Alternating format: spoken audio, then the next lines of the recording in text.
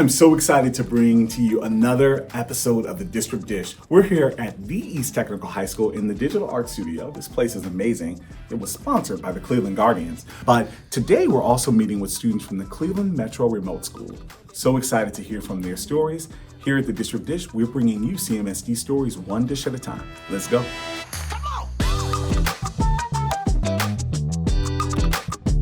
I'm excited to be here at the East Technical High School, but we're with some of our remote students today.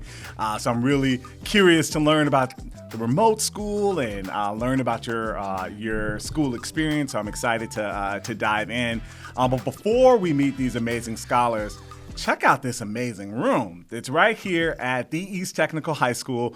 It is the Digital Art Suite donated by the Cleveland Guardians. Really fortunate to have this amazing space and to be here talking with some of our amazing scholars. So with that, let's dive in. And so we have Sergey and Melanie. So let's start, Melanie, let's start with you. Tell us who you are, your grade level. Hi, I am Melanie. I'm in 9th grade. I like poems and I do poetry and writing and singing. I'm a very creative, unique person. I've always been told that. I am bilingual. I am Puerto Rican. And then we also have Sergey. And tell us, your grade level. Tell us about yourself. So my name is Sergey McDaniel. I'm in the 12th grade. Pretty much about me, I'm graduating this year. I like to play basketball and I like helping out. I like giving back. I like helping out. That's amazing. That's what it's all about. We're all here. Feels good to help out. Yeah, exactly. We receive, but when we actually give back, that is where the true gift is. Yes.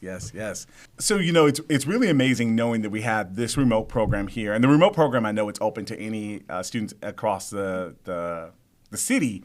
It's placed here at East Tech, but I know you guys do schooling at home.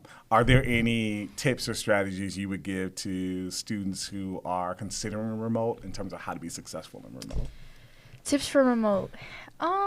If you really want to be in remote, I suggest be face-to-face and start talking and asking for help with the teachers. Don't hide behind your cameras. Always have your cameras on. Always participate.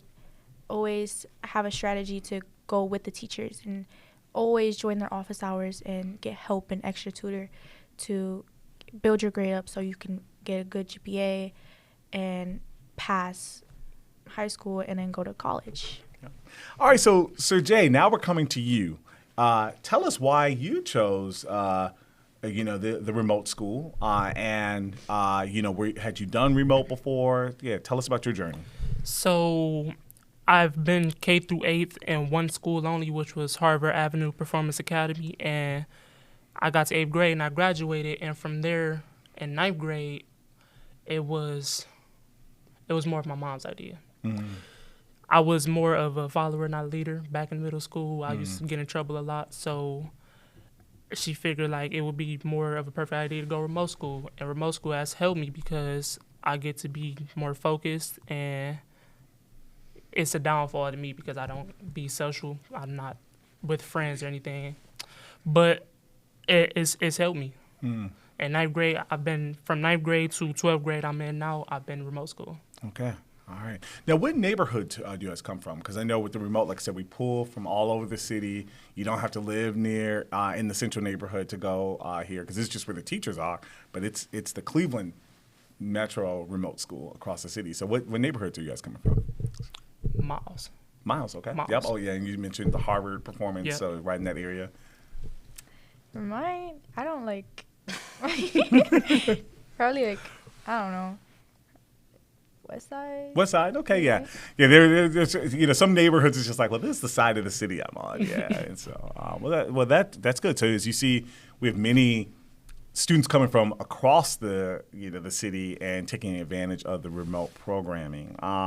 So Sergey, I want to stay with you for a moment. So you talked about, and your elementary school was not a Cleveland Metropolitan School. It sounds like that was either a charter or it was a charter school. Okay, and you talked about just understanding that sounds like you struggled a little bit in elementary, and your mom first said that this would be a good choice for you. Talk a little bit about that support system, either through the remote school or it could be through your family. What has been your support system to get you to this point that soon you're going to be walking across that stage? Okay, so my mom and my teachers are my biggest impact because they're my motivation. So they helped me just along the way. Like I said, back in middle school, I was getting suspended and just getting in trouble and doing things I wasn't supposed to. So it just like I said, it was an idea of my mom's. Mm-hmm. And from the 9th grade, we said that this would be a great idea for my whole 4 years Mm-hmm. because it was helping me. So that's pretty much it. Mm-hmm. Does it, when we think about like the teaching staff here or administrators here, what does it look like to check in? And either one of you guys can answer that, but if They're amazing. they're amazing. They Okay. are amazing. When Yeah. it comes to help, when it comes to like if you down and like your grades, they can help you. They are amazing. It's good. You would say the same? Yeah, I would say the same. Like, if a student misses a couple days of school, they're like, hey, come to the breakout room. We're going to have a talk. We're going to talk. They will always check up on you. They will always help you get your grade up. So I will agree with Sir J. They keep you on your feet. They keep you motivated. Yeah. Right. So what does a schedule? So you said miss school. Like for people that are thinking about this, they're like remote school. You're at home. You know, some people are like, oh, they're not even going to school. But like you have a schedule. Tell me like what a day looks like. What does a typical So- day look like? You want to go? For like a day, so a lot of students in remote, we have to wake up at a specific time. Some of us wake up at 7 o'clock. Some of us even wake up late at like 8. But we have to wake up around 7 o'clock to make sure we're ready and dressed for school and have our utensils and supplies ready. Our school is like 8 o'clock is our specific time. What class is our first period? Then our second period, third period, fourth period will be different types of classes. Fifth period will be lunch. Either what school has lunch, and then for sixth period, still class. And then all the way to eighth period will be our last class until 2:30. We're done with school. But a lot of students in remote, we still stay on our laptop to continue our work to still build our grade up. That's good. Anything else you would add to that? I pretty much agree with her. You got to be up at a specific time, and you get first through eighth period, and pretty much listen to the teacher. You keep your camera on. You got to participate. You got to participate. You got to answer them questions. You can either say it out loud, or you can put it in the chat. Yeah. And if you need help, you can call the teacher to the side. They have a breakout room where if you need help privately. Yeah. So, what technology are you guys using? Teams, Zoom. So you use Zoom for your classes, okay? Zoom and Schoology. Schoology. So that's where like assignments you can post it and Right. use. How are is the teacher teaching you direct instruction like while you're looking at it, or is it asynchronous? Do you guys know the difference when I say Yes. async? Okay, so the teacher's teaching you direct Yes. instruction the whole It's time. both. It's okay, both. It's both. So it starts with synchronous, where you getting live instruction from the teacher, face to face on the camera. Gotta have your camera on. And then about after 30 minutes, because it's 50 minutes each period. So about after 30 minutes, you get 20 minutes of asynchronous, where you get to do your work on your own. Nice. Breaks it up Peaceful. a little bit. Yep. On any given day, you know, you're in your classes on Zoom with the teacher. How do you are you just sitting down the whole time? Do you get tired? Do you get up and do stretch breaks? How does your day look like when you're just doing like virtual learning? Me Yep. personally, me personally, I don't really get up. Okay. I might get up, brush my teeth, eat something, Yeah. and I'm in my room for the rest of the day. I got my laptop set up, Yeah. my own desking area, and that's where I'm at for the whole day until I maybe I gotta go to gym and I gotta exercise a little bit, Right. but that's about it. Okay. For me, I will be in class every single day. I don't miss school unless Love it. I feel sick or something and I need to miss. But I don't miss school. I only get up to help my family around the house if they really need it, especially my mom, because I know sometimes she needs help around the house, so I sometimes help her. but I do just stretch in my chair. But I'm mostly sitting on my desk every single day, paying attention in class.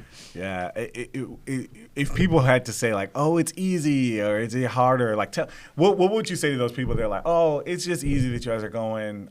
Is it? Do you find it easier going virtual, or do you find it challenging? It is a little more easier. Okay. It's more How peaceful. so? It's more peaceful. Like you don't have anyone bothering you. You get to, and when you do work, it's not a limited time where you got to turn it in. You get to do it at your own pace. Yeah. Anything else you would add? It is easy, but then there can be some times that it can be hard. Yeah, how so? Because I know that I had troubles in remote with grades, people. Sometimes it can be easy in general, just with the teachers and getting all your work done. But then there can be some troubles with, like, if you're struggling really bad or you're struggling with people randomly coming towards you. So, have you ever been in a situation where your technology did not work? Yeah. Multiple times. So tell me, what do you do? Like, I mean, we all know those days you're running a bit late and you're like, oh my God, and I got to do this. Or I remember there were times in college and you're trying to like print out a paper and the printer's not working. You're like, sometimes the Wi-Fi may go out. Sometimes. Yeah. So what do you do? Like, do you phone a friend? What do you do? You gotta troubleshoot the best way you know how, and if you can't, you just can't. You gotta let people be aware of what's going on, but don't just use it as an excuse to not to be in class, not to do your work. Yeah. But stuff does go on. Yeah. Stuff does go on. You guys mentioned how it is peaceful in a way, and sometimes you don't have to deal with sometimes the stress and, let's be honest, sometimes the drama that comes along with coming to school in person. But how do you find community? And do you have friends? Do you go to like homecoming dances? Prom is coming up. Like, tell me about that experience. Yeah, we have like homecoming dances and stuff. There is events and certain activities that we have here at the school for us to be able to communicate and socialize with the people. We get to make friends. Sometimes it's testing, sometimes it's homecoming, prom, or sometimes they just may have a surprise random event where we just come to the school and get to socialize, eat, and just talk, get to meet new people. That's amazing. So what are you thinking about doing after graduation?